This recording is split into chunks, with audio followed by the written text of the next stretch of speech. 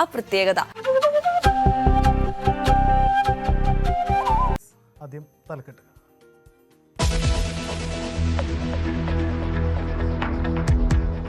രാഹുൽ ഗാന്ധിയുടെ പ്രതിഷേധത്തിന് വഴങ്ങി ഡൽഹി പോലീസ്. വിദ്യാർത്ഥികൾക്കെതിരായ പെല്ലറ്റ് ആക്രമണത്തിൽ കേസെടുത്തു. ഡൽഹി പാർലമെന്റ് സ്ട്രീറ്റ് പോലീസ് സ്റ്റേഷനിൽ മിന്നൽ സമരം നടത്തി രാഹുലിനൊപ്പം കുത്തിയിരുന്ന് പ്രതിഷേധിച്ച പ്രിയങ്കയും. രാഹുൽ ഗാന്ധിയുടേത് അരാജകത്വത്തിന്റെ രാഷ്ട്രീയമെന്ന് BJP.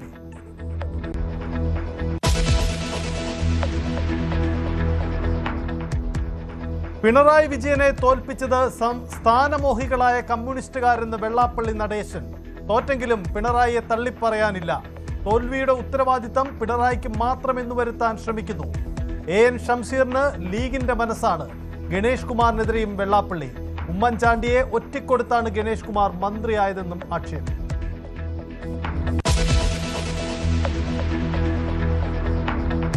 അർജുൻ ആയങ്കിക്കെതിരെ കാപ്പ ചുമത്തി. നടപടിയെടുത്തത് കണ്ണൂർ ജില്ലാ കളക്ടർ. 7 വർഷത്തിനിടെ ആയങ്കി പ്രതിയായത് 9 ക്രിമിനൽ കേസുകളിൽ.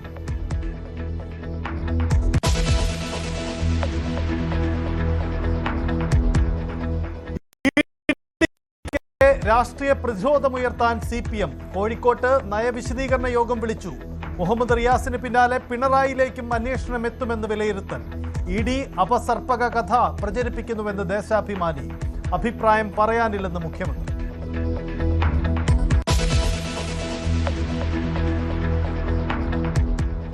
മിസ വിവാദത്തിൽ നാടകപ്രവർത്തകരെ പിന്തുണച്ച് സാംസ്കാരിക മന്ത്രി. കലാകാരന്മാരുടേത് ആവിഷ്കാര സ്വാതന്ത്ര്യമാണെന്ന് PC വിഷ്ണുനാഥ്. അനാവശ്യ വിവാദമെന്ന് മുഖ്യ അഭിനേത്രി ചിന്നു ചിലങ്ക. മിസ നാടകം വീണ്ടും അവതരിപ്പിക്കാൻ DYFI. തൃശൂരിൽ സമാപന സമ്മേളനത്തിൽ വീണ്ടും അവതരിപ്പിക്കും.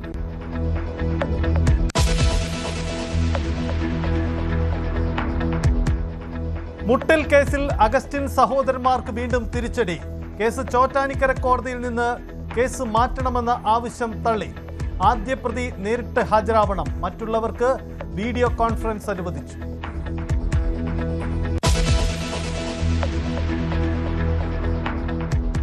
ദേശാഭിമാനി വാരാന്ത്യ പതിപ്പ് മുൻ എഡിറ്റർ KR അജയൻ രാജിവെച്ചു. രാജി ലേഖന വിവാദത്തിൽ കുടുങ്ങി. വിവാദം മാധ്യമങ്ങൾക്ക് ചോർത്തി നൽകിയെന്ന ആക്ഷേപം.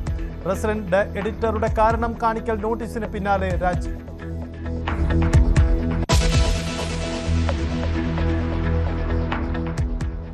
M ഗീതാനന്ദൻ ആശ്വാസം. മുത്തങ്ങ സമരത്തിനിടെ പോലീസ് ഉദ്യോഗസ്ഥനെ വധിക്കാൻ ശ്രമിച്ച കേസിൽ ശിക്ഷാവിധി മരവിപ്പിച്ചു. പ്രതികൾ 46,000 രൂപ കെട്ടിവയ്ക്കണം. അപ്പീലിൽ വിശദമായ വാദം പിന്നീട് കേൾക്കും.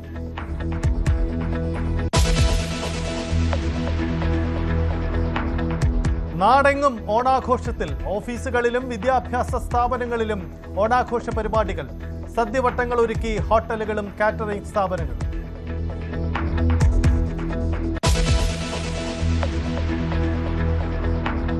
പുന്നമടയുടെ ഓളങ്ങൾക്ക് നാളെ തീപിടിക്കും. നെഹ്റു ട്രോഫി വള്ളംകളി നാളെ മുഖ്യമന്ത്രി ഫ്ളാഗ് ഓഫ് ചെയ്യും. ഒരുക്കങ്ങൾ അവസാന ഘട്ടത്തിൽ.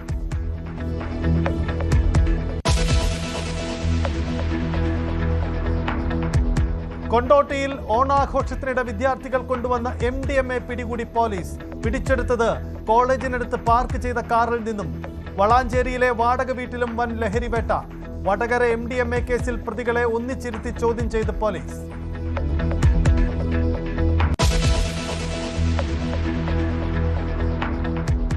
വീട്ടമ്മയ്ക്ക് ഭർത്താവ് മയക്കുമരുന്ന് നൽകിയ കേസ് അട്ടിമറിക്കാൻ പോലീസ്. കൂത്താട്ടുകുളത്തെ വീട്ടമ്മയുടെ പരാതിയിൽ വകുപ്പ് ഒഴിവാക്കി കേസെടുത്തു. മദ്യലഹരിയിൽ എക്സൈസ് ഉദ്യോഗസ്ഥരെ ഭീഷണിപ്പെടുത്തി CPM പ്രാദേശിക നേതാവ്. ആര്യങ്കാവ് പഞ്ചായത്ത് അംഗത്തിനെതിരെ കേസ്. അഴിമതി ചോദ്യം ചെയ്തതാണെന്ന് മനു മത്തായിയുടെ വിശദീകരണം.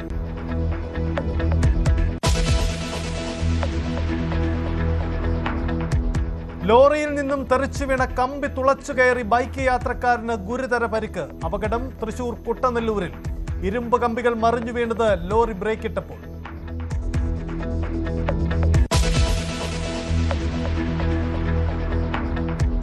തമിഴ്നാട്ടിൽ വിജയ് സർക്കാരിനെതിരെ പരസ്യ പ്രതിഷേധത്തിന് CPM. വിദ്യാർത്ഥി പ്രതിഷേധത്തിന് നിരോധനം ഏർപ്പെടുത്തിയ നീക്കത്തിൽ മുഖ്യമന്ത്രി നിലപാട് അറിയിക്കണമെന്ന ആവശ്യം. ഉത്തരവിറക്കിയ ചീഫ് സെക്രട്ടറിയെ മാറ്റണം.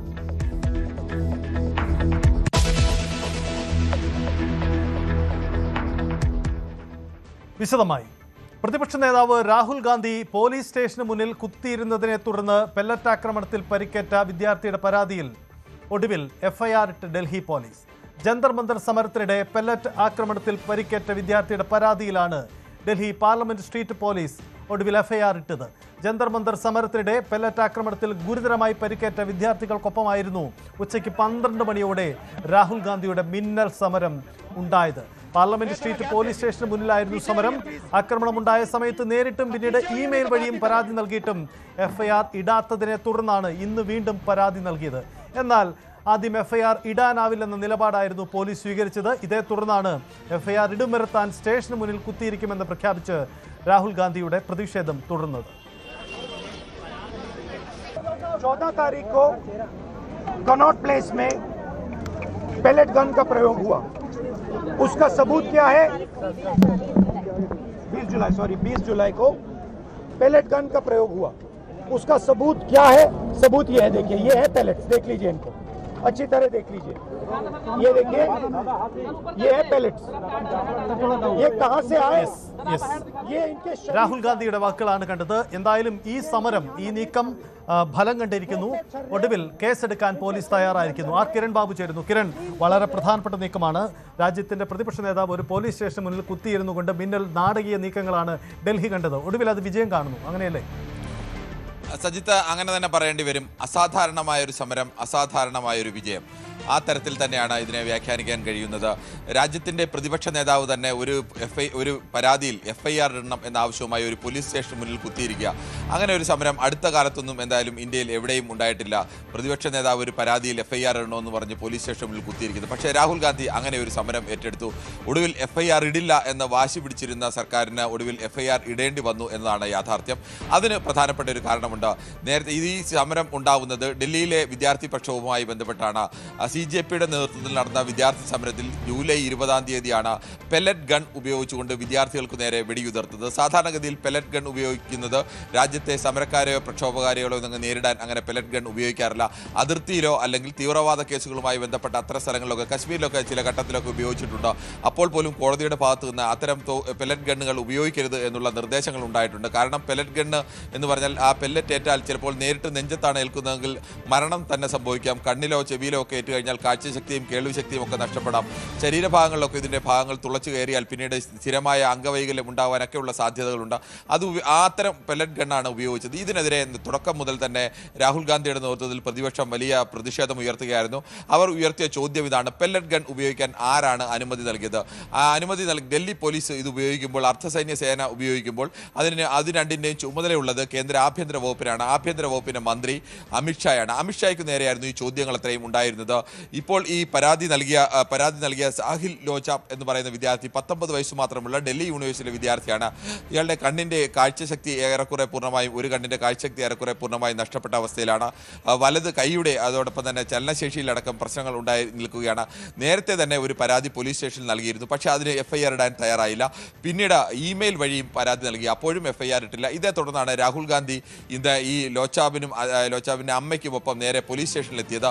പോലീസ് സ്റ്റേഷനിലെത്തി പരാതി നൽകിയിട്ട് എഫ്ഐആർ ഇടണമെന്ന് ആവശ്യപ്പെട്ടു. പക്ഷേ എഫ്ഐആർ ഇടാൻ തയ്യാറായില്ല. കാരണം എഫ്ഐആർ ഇടേണ്ടത് ഡൽഹി പോലീസിന് എതിരെ തന്നെയാണ് എഫ്ഐആർ ഇടേണ്ടത്. അത് വേണ്ട എന്നുള്ള നിലപാടിലായിരുന്നു. ഇതേ തുടർന്നാണ് രാഹുൽ ഗാന്ധി ഈ സമരത്തിൽ ഒരു കുത്തിയിരിപ്പ് സമരത്തിലേക്ക് നീങ്ങിയത്. ഒരു പോലീസ് സ്റ്റേഷനിൽ പരാതിയുമായി ഏതെങ്കിലും ഒരു കോൺഗ്രസ് നേതാവല്ല ചെല്ലുന്നത്. കോൺഗ്രസിൻ്റെ ഏറ്റവും പ്രധാനപ്പെട്ട നേതാവ്, പ്രതിപക്ഷ നേതാവ് തന്നെ ചെല്ലുന്നു. എന്നിട്ട് അവിടെ പരാതി പറ്റില്ല എന്ന് പറയുന്നു. സർക്കാരിൻ്റെ ഭാഗത്തു നിന്ന് ഏതെങ്കിലും തരത്തിൽ ഒരു ചർച്ചയ്ക്ക് മുതിർന്ന മന്ത്രിമാരോ മറ്റാരെയും നിയോഗിക്കുന്നില്ല. കുത്തിയിരിക്കുന്നെങ്കിൽ ഇരിക്കട്ടെ എന്നുള്ള ഒരു നിലപാടിലേക്ക് വരുന്നു. പക്ഷേ ഒടുവിൽ പോലീസിന് അങ്ങനെ ഒരു തീരുമാനത്തിൽ വഴങ്ങേണ്ടി വരുന്നു. അതിന് ഒരു പ്രധാനപ്പെട്ട കാരണം സുപ്രീം കോടതിയുടെ നേതൃത്വത്തിലുള്ള ഒരു 5-അംഗ സംഘത്തെ ഇത് പരിശോധിക്കാൻ വേണ്ടി നിയോഗിച്ചിരുന്നു. പോലീസിൻ്റെ ഭാഗത്തു നിന്നും അതോടൊപ്പം തന്നെ വിദ്യാർത്ഥികളുടെ ഭാഗത്തു നിന്നും ഏതെങ്കിലും തരത്തിൽ അക്രമം ഉണ്ടായിട്ടുണ്ടോ, അതിന് പിന്നിൽ മറ്റെന്തെങ്കിലും പ്രവർത്തിച്ചിട്ടുണ്ടോ, എല്ലാ വിഷയങ്ങളും അന്വേഷിക്കാൻ ഒരു 5-അംഗ സമിതിയെ നിയോഗിച്ചിരുന്നു. സ്വാഭാവികമായും ഈ സമിതിയുടെ മുന്നിലേക്ക് ഈ വിഷയമെത്താനും അതിരൂക്ഷമായ വിമർശനം. കാരണം രാജ്യത്ത് ഏതെങ്കിലും ഒരാൾ പരാതി നൽകിയാൽ പ്രാഥമികമായി തന്നെ ആർക്കും ബോധ്യപ്പെടുന്നൊരു കാര്യം അദ്ദേഹത്തിന് പരിക്കേറ്റിട്ടുണ്ട്, ഗുരുതരമായ പരിക്കാണ്, കാഴ്ചശക്തി അടക്കം നഷ്ടപ്പെട്ടു, ഈ സമയത്ത് അവിടെ ഉണ്ടായിരുന്നു, ഇതെല്ലാ തെളിവുകളുള്ള ഒരു പരാതിയിൽ FIR ഇടുന്നില്ല എന്ന് പറഞ്ഞാൽ അത് പ്രാഥമികമായ ഒരു പൗരൻ്റെ അവകാശത്തിന് മേലുള്ള കടന്നുകയറ്റമോ ലംഘനമോ ഒക്കെയാണ്. രാഹുൽ ഗാന്ധി അവിടെ തുടരുകയും നേരെ കോടതിയെ ആരെങ്കിലും സമീപിക്കുകയും ചെയ്തു കഴിഞ്ഞാൽ കോടതിയുടെ ഭാഗത്തു നിന്ന് അതിരൂക്ഷമായ വിമർശനം ഉയരാനുള്ള സാധ്യതയുണ്ട്. ഇതെല്ലാം മുന്നിൽ കണ്ടുകൊണ്ടാണ് ഒടുവിൽ അതുവരെ സമരത്തെ തള്ളിക്കളയാൻ തീരുമാനിച്ച FIR ഇടേണ്ട എന്ന് തീരുമാനിച്ച അധികാരികൾക്ക് FIR ഇടാനുള്ള നിർദ്ദേശം നൽകേണ്ടി വന്നത്. ഒരുപക്ഷെ ഇന്ത്യയുടെ ചരിത്രത്തിൽ തന്നെ ഒരു പ്രതിപക്ഷ നേതാവ് പോയി പോലീസ് സ്റ്റേഷൻ മുന്നിൽ കുത്തിയിരുന്ന് FIR ഇടിയിക്കുന്ന ഒരു സമരം എന്നൊക്കെ പറഞ്ഞാൽ അതിനൊരു കൗതുകമോ അല്ലെങ്കിൽ അതിന് വലിയ രാഷ്ട്രീയ പ്രാധാന്യമോ ഒക്കെ ആ സമരത്തിനുണ്ട് എന്നുകൂടി പറയാം. BJPയുടെ പ്രതികരണം വന്നത് മാധ്യമ ശ്രദ്ധ പിടിച്ചു പറ്റാൻ വേണ്ടിയുള്ള ദാഹമാണ് എന്നുള്ളതാണ്.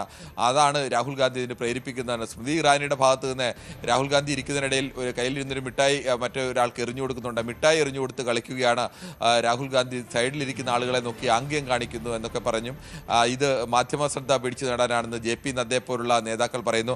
അങ്ങനെ എല്ലാ തരത്തിലും അതിനെ തള്ളിക്കളയാനാണ് ഒരു ഭാഗത്ത് ശ്രമിച്ചുകൊണ്ടിരുന്നതെങ്കിൽ 5.5 മണിക്കൂർ രാഹുൽ ഗാന്ധി ഒരു പോലീസ് സ്റ്റേഷന് മുന്നിൽ കുത്തിയിരിക്കുമ്പോൾ പ്രധാനപ്പെട്ട കോൺഗ്രസിൻ്റെ നേതാക്കളൊക്കെ, പ്രിയങ്ക ഗാന്ധിയും അടക്കമുള്ള നേതാക്കളൊക്കെയും അവിടെ എത്തിയിരുന്നു. കോൺഗ്രസ് പ്രവർത്തകരും പ്രതിഷേധവുമായിട്ടൊക്കെ എത്തിയിരുന്നു. കുമാരി ഷെൽജ തുടക്കം മുതൽ തന്നെ രാഹുൽ ഗാന്ധിക്ക് ഒപ്പം ഉണ്ടായിരുന്നു. ഒടുവിൽ ഈ കേസിൽ FIR ഇടാൻ തയ്യാറായിരിക്കുന്നു. FIRൻ്റെ പകർപ്പ് കിട്ടിയാൽ മാത്രമേ താൻ മടങ്ങൂ എന്നുള്ള നിലപാടിലാണ് രാഹുൽ ഗാന്ധി നിൽക്കുന്നത്. FIR ഇടാമെന്ന് ഉറപ്പുകൊണ്ട് മാത്രം താൻ മടങ്ങില്ല എന്നുള്ളതാണ്. ഇപ്പോൾ ഈ പരാതിയുടെ അടിസ്ഥാനത്തിലായിരിക്കും വകുപ്പുകൾ ചേർക്കുക. പിന്നീട് ഈ പരാതിയിൽ എന്തെല്ലാം മൊഴിയെടുത്ത ശേഷം കൂടുതൽ വകുപ്പുകൾ ആവശ്യമെങ്കിൽ ചേർക്കാമെന്നുള്ളതാണ് പോലീസിൻ്റെ നിലപാട്. ആ നിലപാട് സ്വാഭാവികമായും അംഗീകരിക്കേണ്ടി വരും. ഏത് കേസിലും പോലീസിന് അങ്ങനെ ഒരു തീരുമാനമെടുക്കാൻ പോലീസിന് നിയമപരമായ അവകാശമുണ്ട്. പ്രാഥമികമായ പരാതിയുടെ അടിസ്ഥാനത്തിൽ വകുപ്പുകൾ ചേർക്കുക, അതിനുശേഷം മൊഴിയുടെ അടിസ്ഥാനത്തിൽ കൂടുതൽ വകുപ്പുകൾ ആവശ്യമാണെങ്കിൽ ചേർക്കുക. അങ്ങനെ എന്തായാലും ഒരു അസാധാരണമായ ഒരു സമരം, അത് രാജ്യം കണ്ടതിൽ ഒരു കൗതുകമുണർത്തുന്ന, മുൻകൂട്ടി പ്രഖ്യാപിച്ചതല്ല. പൊടുന്നനെ രാഹുൽ ഗാന്ധി അവിടെ എത്തുകയും രാഹുൽ ഗാന്ധി അവിടെ കുത്തിയിരിക്കുന്ന സമയത്താണ് മാധ്യമങ്ങളടക്കം ഈ വിഷയം അറിയുന്നത്. പിന്നീടാണ് മാധ്യമ ശ്രദ്ധ അടക്കം അവിടേക്ക് എത്തുകയും ഈ രാജ്യമാകെ ശ്രദ്ധിക്കുന്ന തരത്തിലേക്ക് പ്രതിപക്ഷ നേതാവിൻ്റെ ഈ കുത്തിയിരിപ്പ് സമരം മാറുകയും ഒക്കെ ചെയ്യുന്നു. കിരൺ, നമ്മളിപ്പോൾ കാണുന്നത് തത്സമയ ദൃശ്യങ്ങളാണ്. രാഹുൽ ഇപ്പോഴും അവിടെ ഇരിക്കുകയാണ്. FIR ഇട്ട് അതിൻ്റെ നടപടിക്രമങ്ങൾ ഉള്ളിൽ നടക്കുന്നുവെന്ന് മനസ്സിലാക്കുന്നു. പ്രിയങ്ക ഗാന്ധി അല്പസമയം മുമ്പ് വന്ന് രാഹുലുമായി ചില ആശയവിനിമയമൊക്കെ നടക്കുകയും ചെയ്യുന്നതെന്ന് കണ്ടു. എന്തായാലും രാഹുൽ മാധ്യമങ്ങളോട് ഒരുപക്ഷെ പ്രതികരിച്ചേക്കാമെന്ന് തോന്നുന്നു. അതല്ലെങ്കിൽ രാഹുൽ ഉടൻ തന്നെ പോലീസ് സ്റ്റേഷൻ്റെ മുന്നിൽ നിന്ന് മടങ്ങാനാണ് സാധ്യത എന്ന് കരുതുന്നു. എന്തായാലും രാഹുൽ ഗാന്ധി ഇന്ന് മുമ്പ് നമ്മൾ കണ്ടതാണ് ഒരു മിന്നൽ സമരം. ആ സമരമാണ് യഥാർത്ഥത്തിൽ CJP സമരത്തിന് ഒരു പുതിയ തലം സൃഷ്ടിച്ചത്. സമാനമായി വീണ്ടും ഇത്തരമൊരു നീക്കം നടത്തിയപ്പോൾ തികച്ചും അപ്രതീക്ഷിതമായിരുന്നു ഇന്നത്തെ ഈ നീക്കം, അല്ലേ? അതെ, രാഹുൽ ഗാന്ധി പലപ്പോഴും അത്തരം നീക്കങ്ങൾ നടത്തിയിട്ടുള്ള ഒരു പ്രതിപക്ഷ നേതാവ് കൂടിയാണ്. ഈ സമരങ്ങളിലൊക്കെ, കർഷക സമരത്തിൻ്റെ കാലത്തും ഒക്കെ പല സമരങ്ങളിലും പരിക്കേറ്റ ആളുകളെ വീടുകളിൽ പോയി സന്ദർശിക്കുക. അങ്ങനെ സാധാരണഗതിയിൽ ഇന്ത്യയുടെ പ്രതിപക്ഷ നേതാക്കളൊന്നും ആ തരത്തിലേക്ക് സമരത്തിന് അല്ലെങ്കിൽ അത്തരം നീക്കങ്ങൾ നടത്താറില്ല. വലിയ രാഷ്ട്രീയ സമരങ്ങൾക്ക് മുന്നിൽ നിൽക്കുക എന്നതിനപ്പുറത്തേക്ക് സംസ്ഥാന തല നേതാക്കളൊക്കെ ചെയ്യുന്ന തരത്തിലേക്കുള്ള പ്രവർത്തനം. രാഹുൽ ഗാന്ധി പക്ഷേ അങ്ങനെയല്ല, പലപ്പോഴും ഇത്തരം നീക്കങ്ങൾ നടത്തിയിട്ടുണ്ട്. ഈ കഴിഞ്ഞ തവണ സൈത്ത് തന്നെ സൂചിപ്പിച്ചതുപോലെ പ്രധാനമന്ത്രിയുടെ വീടിന് മുന്നിലേക്കുള്ള റോഡ് പൊടുന്നതിനെ ഉപരോധിച്ചുകൊണ്ടുള്ള ഒരു സമരം പ്രതിപക്ഷ നേതാവിൻ്റെ നേതൃത്വത്തിൽ എന്നൊക്കെ പറഞ്ഞാൽ സാധാരണ ഇന്ത്യൻ രാഷ്ട്രീയത്തിൽ സംഭവിക്കുന്നതല്ല. മുൻകൂട്ടി അറിയിച്ച് മുൻകൂട്ടി പറഞ്ഞിട്ടൊക്കെയുള്ള സമരങ്ങളാണ്. അതിനൊക്കെ ലംഘിച്ചുകൊണ്ട് പുതിയ തലമുറയിലെ ജൻസിയിലെ കുട്ടികൾ സമരം ചെയ്യുന്ന ഒരു തലത്തിലേക്കൊക്കെ മാറി നിന്നുകൊണ്ടാണ് രാഹുൽ ഗാന്ധിയുടെ സമരം വന്നത്. ഒരു പ്രതിപക്ഷ നേതാവ് വന്നൊരു പോലീസ് സ്റ്റേഷന് മുന്നിൽ കുത്തിയിരിക്കുക. എന്തിന് സംസ്ഥാനത്ത് പോലും ഒരു മുഖ്യമന്ത്രിമാരോ അല്ലെങ്കിൽ മന്ത്രിമാരോ പോലും പോലീസ് സ്റ്റേഷന് മുന്നിൽ കുത്തിയിരിക്കുന്നത് തന്നെ വലിയ അത്യപൂർവമായ സംഭവമാണ്. അത് ഏതെങ്കിലുമൊക്കെ ഘട്ടത്തിൽ മാത്രം അപൂർവമായിട്ട് മാത്രം ഉണ്ടായിട്ടുള്ളതാണ്. അങ്ങനെ ഒരു സമരത്തിന് തയ്യാറാവുക, ആ സമരത്തിൽ നിന്ന് ഒടുവിൽ അത് നീതി കിട്ടുക, അതിൽ കോൺഗ്രസ് ഒരു വലിയ രാഷ്ട്രീയം കൂടി കാണുന്നുണ്ട് എന്നതുകൂടി നമുക്ക് വിലയിരുത്തേണ്ടി വരും. കാരണം ഈ നരേന്ദ്രമോദി സർക്കാർ അധികാരത്തിൽ വന്ന ശേഷം ഏതെങ്കിലും ഒരു ഘട്ടത്തിൽ പ്രതിപക്ഷം ഉന്നയിച്ച ഏതെങ്കിലും ആവശ്യത്തിൽ വിട്ടുവീഴ്ചയ്ക്കോ അല്ലെങ്കിൽ സമവായത്തിനോ തയ്യാറായിട്ടില്ല. 2 ഘട്ടങ്ങളിൽ മാത്രമാണ് സർക്കാരിൻ്റെ സമരക്കാരുടെ ആവശ്യങ്ങൾ അംഗീകരിക്കേണ്ടി വന്നിട്ടുള്ളത്. ഒന്ന് കർഷക സമരത്തിൻ്റെ കാലത്തായിരുന്നു. അതിന് വ്യക്തമായ കാരണമുണ്ടായിരുന്നു. കാരണം യു പിയിൽ നിന്നും രാജസ്ഥാനിൽ നിന്നും പഞ്ചാബിൽ നിന്നും ഹരിയാനയിൽ നിന്നുമെല്ലാം വന്ന കർഷക കൂട്ടായ്മകളാണ്. ഈ കർഷക കൂട്ടായ്മകൾ മഹാഭൂരിപക്ഷം പേരും BJPയെ അധികാരത്തിലെത്തിക്കാൻ സഹായിച്ച വിഭാഗമാണ്. അവരുടെ നേതൃത്വത്തിൽ സർക്കാരിനെതിരെയുള്ള സമരം അത് ഒരു പരിധി കഴിഞ്ഞതോടെ അതിന് വലിയ ജനപിന്തുണ ലഭിച്ചതോടെയാണ് അന്ന് ഈ സമരക്കാരുടെ ആവശ്യങ്ങൾ അംഗീകരിക്കാൻ തയ്യാറായത്. പിന്നീട് ഈ CJP സമരമാണ്. അത് ഇന്ത്യ ചരിത്രത്തിൽ തന്നെ സമാനതകളില്ലാത്ത ഒരു സമരമായിരുന്നു. പൊടുന്നനെ ഒരു പാർട്ടി രൂപപ്പെടുന്നു. ആ പാർട്ടി ഇൻ്റർനെറ്റിലെ കൂട്ടായ്മ പിന്നീട് വലിയൊരു ജനസമുദ്രമായി മാറുന്നു. വിദ്യാർത്ഥികൾ കൂട്ടത്തോടെ അതിന് പിന്തുണ നൽകുന്നു. രാജ്യത്തെ കർഷകരും തൊഴിലാളികളും അധ്യാപകരും അടക്കം സമൂഹത്തിൽ സമൂഹത്തിൻ്റെ നാനാതുറകളിലുള്ള ആളുകളുടെ മാനസിക പിന്തുണയും മറ്റെല്ലാ തരത്തിലുള്ള പിന്തുണയും അവർക്ക് ലഭിക്കുന്നു. അത് ഒരു പരിധി വിട്ടു പോകുന്ന ഒരു അവസ്ഥയിലേക്ക്, അല്ലെങ്കിൽ സർക്കാരിന് നിയന്ത്രിക്കാൻ കഴിയാത്തൊരവസ്ഥയിലേക്ക് എത്തുകയും വെടിവെച്ചിട്ട് പോലും കുട്ടികൾ വീണ്ടും കൂടുതൽ ആവേശത്തോടു കൂടി വരുന്നൊരു കാഴ്ചയെ കണ്ട ഒടുവിൽ അവർക്ക് വഴങ്ങി സർക്കാരിന് ധർമ്മേന്ദ്ര പ്രധാന വിദ്യാഭ്യാസ മന്ത്രിയെ രാജിവെപ്പിക്കേണ്ടി വരുന്നു. ഈ സാഹചര്യം രാഹുൽ ഗാന്ധി കൃത്യമായിട്ട് അറിയാം. ഈ വിദ്യാർത്ഥികൾ ഉന്നയിക്കുന്ന ആവശ്യത്തോട് രാജ്യത്തെ ഭൂരിപക്ഷം ആളുകൾ യോജിക്കുന്നുണ്ട്. അതിനൊപ്പം നിൽക്കുക എന്നുള്ളതായിരുന്നു അന്ന് രാഹുൽ ഗാന്ധി ചെയ്തത്. ഇപ്പോഴും അത് തന്നെയാണ് ഉയർത്തുന്നത്. കോൺഗ്രസിൻ്റെ ഒരു ആവശ്യം എന്നതിനപ്പുറത്തേക്ക് ഈ സമരത്തിൽ പെല്ലറ്റ് ആക്രമണത്തിൽ പരിക്കേറ്റ ഒരു വിദ്യാർത്ഥിയുടെ അവകാശത്തിന് വേണ്ടി അത് ഈ സമര ആവശ്യത്തെ പിന്തുണയ്ക്കുന്ന എല്ലാവരുടെയും പൊതുവികാരമാണ്. അതിനുവേണ്ടി നിൽക്കുന്നത് ഒരു രാജ്യത്തെ വിദ്യാർത്ഥികൾക്ക് നേരെ ആ രാജ്യത്തിൻ്റെ പോലീസ് തന്നെ പെല്ലറ്റ് ഉപയോഗിച്ച് അവരെ വെടിവെച്ച് വീഴ്ത്തുക എന്ന് പറയുന്നത് സാധാരണ ജനം അംഗീകരിക്കുന്നതല്ല. രണ്ടാമത്തെ മറ്റൊരു വിഷയം കൂടിയുണ്ട് കോൺഗ്രസിനെ സംബന്ധിച്ച്. കോൺഗ്രസും രാഹുൽ ഗാന്ധി തുടക്കം മുതൽ ഈ വിഷയത്തിൽ ആരോപണം മുനയിൽ നിർത്തുന്നത് അമിത്ഷായാണ്. രാജ്യത്തെ രണ്ടാമത്തെ ഏറ്റവും പ്രധാനപ്പെട്ട നേതാവിനെയാണ് ആരോപണം മുനയിൽ നിർത്തുന്നത്. കാരണം ഡൽഹി പോലീസും അർദ്ധ സൈനിക സേനയും കേന്ദ്ര ആഭ്യന്തര വകുപ്പിന് കീഴിലാണ്. കേന്ദ്ര ആഭ്യന്തര വകുപ്പ് മന്ത്രിയുടെ അനുമതിയില്ലാതെ എങ്ങനെയാണ് വിദ്യാർത്ഥികൾക്ക് നേരെ പെല്ലറ്റ് ഉപയോഗിക്കുന്നത് എന്നുള്ള ചോദ്യമാണ് രാഹുൽ ഗാന്ധി ആവർത്തിച്ച് ഉന്നയിക്കുന്നത്. ഇനി അറിയാതെയാണ്, അമിത്ഷാ അറിയാതെയാണ് ഇങ്ങനെ ഒരു തീരുമാനമെടുത്തതെങ്കിൽ അതിൻ്റെ ധാർമ്മിക ഉത്തരവാദിത്വം അമിത്ഷയ്ക്കുണ്ട്. എന്ന് മാത്രമല്ല, ഇത്രയും സുപ്രധാനമായ ഒരു തീരുമാനമെടുക്കുമ്പോൾ അത് സ്വന്തം വകുപ്പിൽ നടക്കുന്ന തീരുമാനത്തിൽ അറിയുന്നില്ല എന്ന് പറയുന്നത് അമിത്ഷായുടെ ഒരു പ്രതിച്ഛായയ്ക്ക് കൂടി ബാധിക്കുന്ന വിഷയമാണ്. ഡയറക്റ്റ് അമിത്ഷായെ അറ്റാക്ക് ചെയ്യുന്ന ഒരു വിഷയം കൂടിയാണ് എന്നതുകൂടിയാണ് രാഹുൽ ഗാന്ധി കാണുന്ന, അല്ലെങ്കിൽ കോൺഗ്രസും പ്രതിപക്ഷ പാർട്ടികളും ഒക്കെ കാണുന്ന മറ്റൊരു പ്രധാനപ്പെട്ട പ്രത്യേകത. അതാണ് പ്രധാനപ്പെട്ട കാര്യം. എന്തായാലും രാഹുൽ ഗാന്ധിയുടെ പ്രതികരണം ഉണ്ടാകുമെന്നുള്ള ഒരു പ്രതീക്ഷ കൂടിയുണ്ട്. അദ്ദേഹം പോലീസ് സ്റ്റേഷന് മുന്നിൽ ഇപ്പോഴുമുണ്ട്. രാഹുൽ ഗാന്ധി FIR ഇടുമെന്നുള്ള തീരുമാനം പോലീസിൻ്റെ ഉണ്ടാകുന്നു. എന്തായാലും ആ നടപടിക്രമങ്ങൾ നടക്കുന്നു എന്നാണ് പ്രതീക്ഷിക്കുന്നത്. എന്തായാലും മിന്നൽ സമരം രാഹുൽ ഗാന്ധിയുടെ അത് വിജയം കണ്ട ആശ്വാസമുണ്ട് പ്രതിപക്ഷ നിരക്ക് പൊതുവിൽ, പ്രത്യേകിച്ച് കോൺഗ്രസിന്, രാഹുൽ ഗാന്ധിക്ക്. അദ്ദേഹത്തിൻ്റെ പ്രതികരണം ഉണ്ടായേക്കാം. ഒരുപക്ഷെ നമുക്ക് അദ്ദേഹത്തിൻ്റെ പ്രതികരണം ഉണ്ടാവുമ്പോൾ അതിലേക്ക് മടങ്ങിയെത്താം.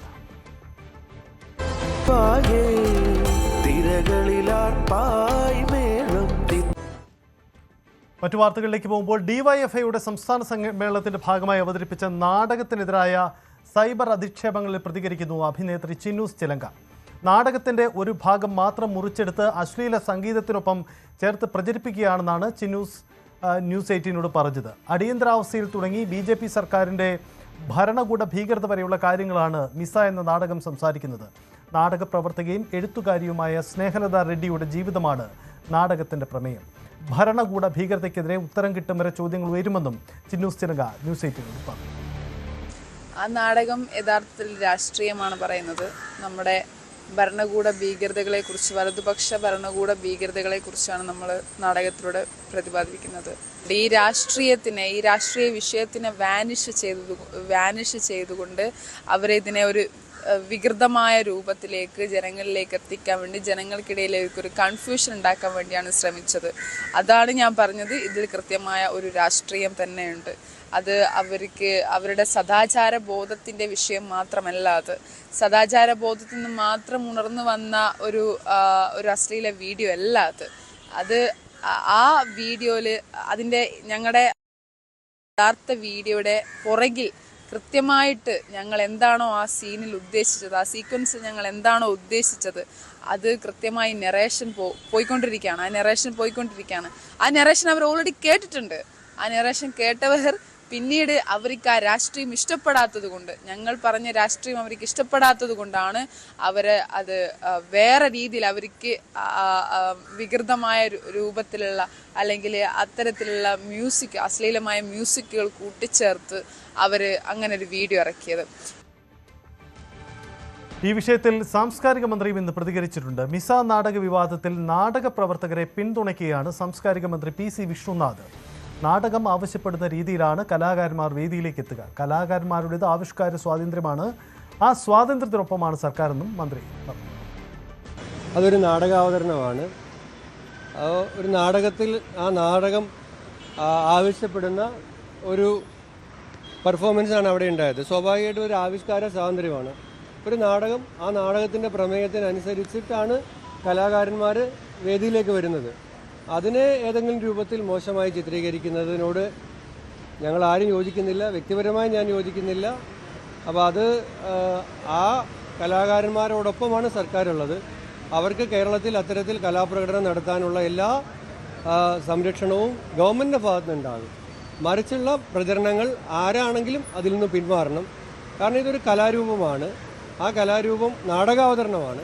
ആ നാടകത്തിൽ നാടകം ആവശ്യപ്പെടുന്ന രൂപത്തിലാണ് കഥാപാത്രങ്ങൾക്ക് അത് അവതരിപ്പിക്കുന്നവർക്ക് വേദിയിൽ വരേണ്ടി വരുന്നത്. അപ്പോൾ അതിനെ ആ സ്വാതന്ത്ര്യം നമ്മൾ അവർക്ക് അനുവദിച്ചു കൊടുക്കുക. ഗവൺമെൻറ്റിൻ്റെ നിലപാട് ഇത്തരത്തിൽ കലാകാരന്മാരുടെ കൂടെയാണ്. പ്രമുഖ ദക്ഷിണേന്ത്യൻ നടി സൗകാർ ജാനകി അന്തരിച്ചു. 94 വയസ്സായിരുന്നു. വാർദ്ധക്യ സഹജമായ അസുഖങ്ങൾ കാരണം ചെന്നൈയിലെ സ്വകാര്യ ആശുപത്രിയിലായിരുന്നു അന്ത്യം സംഭവിച്ചത്. പതിറ്റാണ്ടുകൾ നീണ്ട ചലച്ചിത്ര ജീവിതമായിരുന്നു സൗകാർ ജാനകിയുടേത്. തമിഴ്, തെലുങ്ക്, കന്നഡ, മലയാളം സിനിമകളിലായി 400ഓളം കഥാപാത്രങ്ങളാണ് ഇവർ അവതരിപ്പിച്ചത്. സൂര്യമാനസം, സ്കൂൾ മാസ്റ്റർ തുടങ്ങി മലയാള ചിത്രങ്ങളിലും ശ്രദ്ധേയമായ കഥാപാത്രങ്ങളെ ഇവർ അവതരിപ്പിച്ചിട്ടുണ്ട്.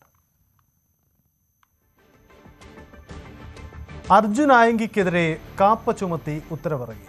വിഷയത്തിൽ കണ്ണൂർ സിറ്റി പോലീസ് കമ്മീഷണർ സമർപ്പിച്ച ശുപാർശ ജില്ലാ കളക്ടർ പി വിഷ്ണുരാജ് അംഗീകരിച്ചു. കഴിഞ്ഞ 7 വർഷത്തിനുള്ളിൽ 9 ക്രിമിനൽ കേസുകളിൽ പ്രതിയായ ഇയാൾ സമൂഹത്തിന് ഭീഷണിയാണെന്നും ജാമ്യം ലഭിച്ചാൽ തുടർന്നും കുറ്റകൃത്യങ്ങളിൽ ഏർപ്പെടുമെന്നും ബോധ്യപ്പെട്ട സാഹചര്യത്തിലാണ് നടപടിയെന്ന് പോലീസ് വിശദീകരിച്ചു. കൂടുതൽ വാർത്തകൾക്ക് news 18 Keralam YouTube channel subscribe ചെയ്യുക.